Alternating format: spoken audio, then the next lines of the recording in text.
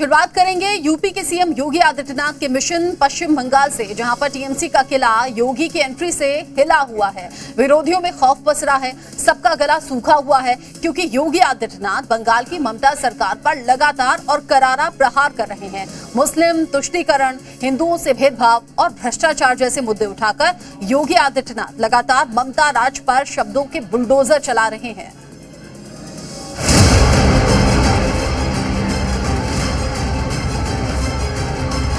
ममता दीदी को ही बोलने के लिए आया हूं कि सिंहासन खाली करो कि अब बीजेपी आ रही है। बंगाल के रण में योगी आदित्यनाथ ने हुंकार भरी तो विरोधियों के होश उड़ गए। चिंता करने की आवश्यकता नहीं, आने दीजिए डबल इंजन की बीजेपी की सरकार को। ये सभी आपकी चाटकारिता करते हुए दिखाई देंगे। आपके लिए बंगाल की सड़कों पर झाड़ू लगाते हुए दिखाई देंगे ये सभी लोग। बुलडोजर बाबा ने चुनावी सभाओं में शब्दों के तीर छोड़े तो विपक्षी पार्टियों को हार नजर आने लगी। टीएमसी के गुंडे क्या कह रहे हैं? भयभीत मत होइए। कोई मौलाना क्या बक रहा है, उससे चिंता करने की आवश्यकता नहीं। आने दीजिए डबल इंजन की बीजेपी की सरकार को। ये सभी आपकी चाटकारिता करते हुए दिखाई देंगे। यूपी के सीएम ने बंगाल की राजनीति में कदम रखकर सत्ता को चैलेंज किया तो हंगामा मच गया। देखो ना, यूपी में कितना परिवर्तन हो गया। वहां किसी सड़क पे कोई नमाज नहीं पढ़ सकता, नहीं पढ़ सकता।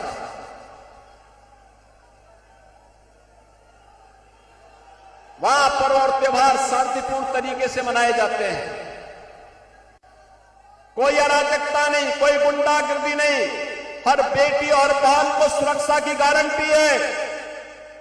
लेकिन बंगाल में धड़ल्ले से गौकसी होती है, गौहत्या होती है। बंगाल की चुनावी विसात में बीजेपी और टीएमसी की सीधी टक्कर है, लेकिन योगी की एंट्री से टीएमसी के किले में खलबली मची हुई है। एक तरफ ममता बनर्जी अपनी सत्ता बचाने के लिए पूरी ताकत झोंक रही है, तो दूसरी तरफ बीजेपी भी इस बार बंगाल फतेह के लिए पूरी तैयारी से उतरी हुई है। उत्तर प्रदेश के मुख्यमंत्री योगी आदित्यनाथ ने भी बंगाल में डेरा डाल लिया है और लगातार रैलियों में ममता सरकार पर हमला बोल रहे हैं। दुर्गा पूजा और विसर्जन के दौरान अनुमति नहीं देती है, नहीं देती है। गौ हत्या करवाती है। यहां की सरकार लगातार प्रताड़ित करवाती है। आपका हक पर भी डकैती डलवाती है। योगी बार बार बंगाल में हिंसा, भ्रष्टाचार और हिंदुओं पर अत्याचार जैसे मुद्दों को जोर शोर से उठा रहे हैं। साथ ही ममता बनर्जी पर तुष्टीकरण की राजनीति का आरोप लगा रहे हैं। यहां की टीएमसी सरकार पैसा नहीं देती है। टीएमसी को तब पैसा देने की या नौजवानों को रोजगार देने के लिए फुर्सत होती तो वो सोचती, उसको तो मुस्लिम तुष्टीकरण से फुर्सत ही नहीं है। आज कूच बिहार पहुंचे योगी ने स्वामी विवेकानंद, सुभाष चंद्र बोस, बंकिम चंद्र का नाम लेते हुए बंगाल की धरती को हिंदुत्व की धरती बताया। ये धरती स्वामी विवेकानंद की धरती है। स्वामी विवेकानंद ने वैश्विक मंच पर जाकर के कहा था, गर्व से कहो हम हिंदू हैं। ये बंगाल की धरती का तेज है। वहीं टीएमसी इन आरोपों को सिरे से खारिज करते हुए बीजेपी पर डर और नफरत की राजनीति करने का आरोप लगा रही है। उत्तर प्रदेशेर मतो एखाने बुलडोजार चलबे, मानेटा की? आमी बुलडोजारे विश्वास करी ना, आमी मनुष्यत्वे विश्वास करी, भालोबासाय विश्वास करी, मानविकताय विश्वास करी। आमार धर्मेर नाम मानव धर्म। आमी सांप्रदायिक राजनीति करी ना। सिर्फ टीएमसी नहीं, इंडियन सेकुलर फ्रंट को भी योगी आदित्यनाथ के बंगाल आने से वोट कट जाने का डर सता रहा है। योगी जी का काम ही है, बीजेपी का काम ही है जो सेकुलर वोट है उसको भड़काना। हम लोग का लॉस हो रहा है, टीएमसी का लॉस नहीं हो रहा है। जोगी जी आके जितना भड़कावा भाषण देगा टीएमसी का उतना लाभ है, क्योंकि टीएमसी वो भाषण देखा के महल्ला महल्ला जाके बोलेगा देखो जोगी जी आके क्या बोला, ऐसे ऐसे बोला। तो मुसलमानों वोट टीएमसी को छोड़ के आईएसए प्लेटफॉर्म को मत दो, ऐसा डराएगा। जाहिर है योगी के नाम से डर सबको लगता है, गला सबका सूखता है। बंगाल में सियासी दलों के इस डर की वजह है योगी की रैलियों का इतिहास और उनका चुनावी रिकॉर्ड, जिसके बूते बीजेपी मुश्किल सीटों को भी आसानी से जीतने में कामयाब रही है। पश्चिम बंगाल में योगी आदित्यनाथ विरोधियों पर फायर है और बीजेपी के विरोधियों को अभी से 4 मई की टेंशन हो रही है। ब्यूरो रिपोर्ट, जी मीडिया। उधर नासिक की टीसीएस कंपनी में धर्मांतरण की सरगना निदा खान की एनआईए को तलाश है। निदा खान 14 अप्रैल से पति के घर से गायब है। वो कहां गई, किसके साथ गई, किसी को कुछ नहीं पता। निदा खान को लेकर टीसीएस कंपनी ने भी बयान जारी किया है और परिवार भी उसे निर्दोष बता रहा है। देखिए रिपोर्ट।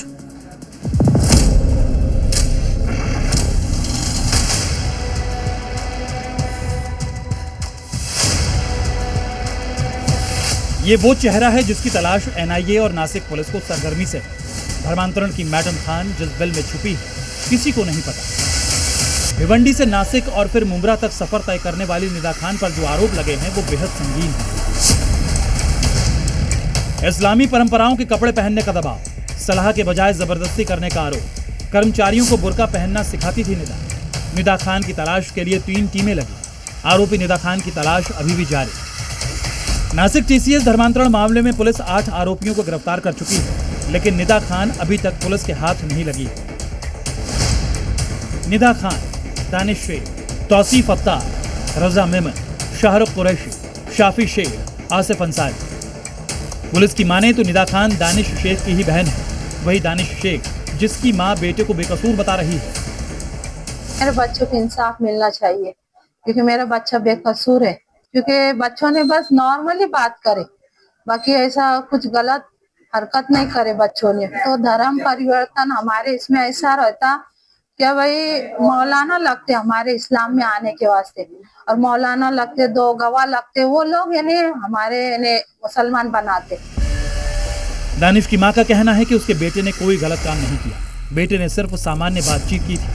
वहीं एक दूसरे आरोपी तौसीफ जो टोपी पहनाते दिख रहा है, उसके पिता बेटे को पढ़ा लिखा और निर्दोष बता रहे हैं। जो भी चल रहा है ये सब गलत है। इसमें मेरे बच्चे का और भी सभी बच्चों का इसमें कोई दोष नहीं, कोई कसूर नहीं। इनको सबको ये प्री प्लान करके इनको एक फंसाया गया है। जो भी इन पे एलिगेशन लगे हुए हैं ये सब गलत एलिगेशन है। कोई न कोई जो है जो इनको फंसाया है। बजरंग दल है, वो लड़की के माँ बाप है, उन्होंने बजरंग दल वालों को बुलाया, उन्होंने उनकी लड़की को मार बजरंग दल वाले आए, फिर वो सब पूरी पिक्चर बनी। फिर पुलिस स्टेशन से इन्वेस्टिगेशन में एक को छोड़ दिया गया, फिर उसको 75 की कार्रवाई कर वापिस डाल दी, सब स्क्रिप्ट बन रही। परिवार भले ही कुछ भी कहे, लेकिन कॉर्पोरेट सेक्टर में धर्मांतरण के सिंडिकेट की जांच जैसे जैसे आगे बढ़ रही है, चौंकाने वाले खुलासे हो रहे हैं। इस गैंग की सबसे अहम कड़ी निदा खान के बारे में अब एक और नया खुलासा हुआ है। टीसीएस कंपनी की ओर से बयान सामने आया है। कंपनी का कहना है कि निदा कंपनी में एचआर मैनेजर नहीं थी। निदा खान एचआर मैनेजर नहीं थी, बल्कि प्रोसेस एसोसिएट थी। केकी मिस्त्री की अध्यक्षता में एक निगरानी समिति का गठन। जांच में कोई शिकायत नैतिकता या पॉश चैनलों पर नहीं मिली। सभी कर्मचारियों की सुरक्षा गरिमा के लिए कंपनी प्रतिबद्ध। कंपनी जांच एजेंसीज के साथ पूरी तरह से सहयोग कर रही है।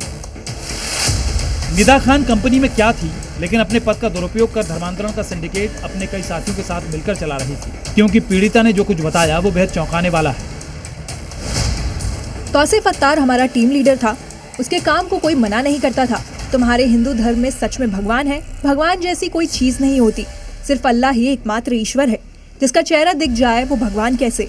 छत्रपति संभाजी मुस्लिम धर्म के गुलाम थे। शिव तांडव गलत है। शंकर के बेटे का सिर हाथी का कैसे हो सकता है? महिला के गर्भ में बंदर का बच्चा कैसे हो सकता है? हिंदुओं के देवी देवताओं के बारे में अपशब्द बोलता था। निदा पिछले 2 महीनों से ठाणे के मुंब्रा इलाके में रह रही थी। इसी सिलसिले में जब पुलिस ने उसके पति से पूछताछ की तो उसने दावा किया कि निदा कुछ दिन पहले किसी दूसरी महिला के साथ घर से चली गई थी। 14 अप्रैल को मुंब्रा से पति के घर से गायब हुई निदा।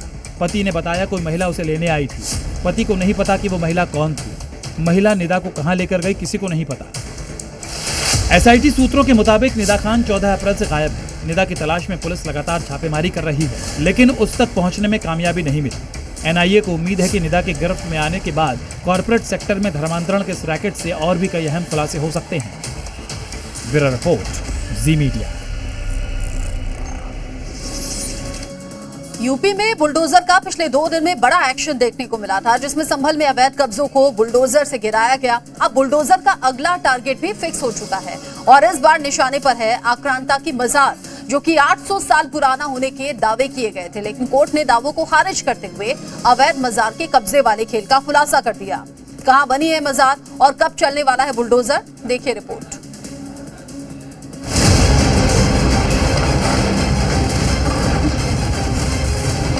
कब्जा कोई भी करेगा किसी भी स्मारक पर, किसी भी पौराणिक स्थल पर, वो कोई भी होगा, उसको छोड़ूंगा तो नहीं।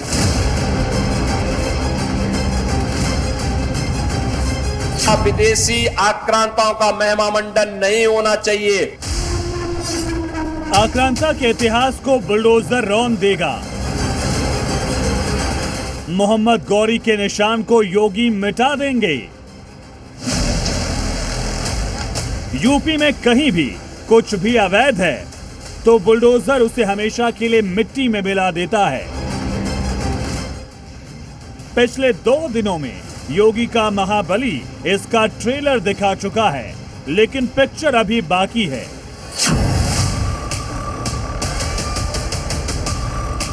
क्योंकि बुलडोजर के अगले टारगेट पर अब ये मजार है, जिसके 832 साल पुराने होने का दावा किया जा रहा था, जो विदेशी आक्रांता के नाम पर बनाई गई है।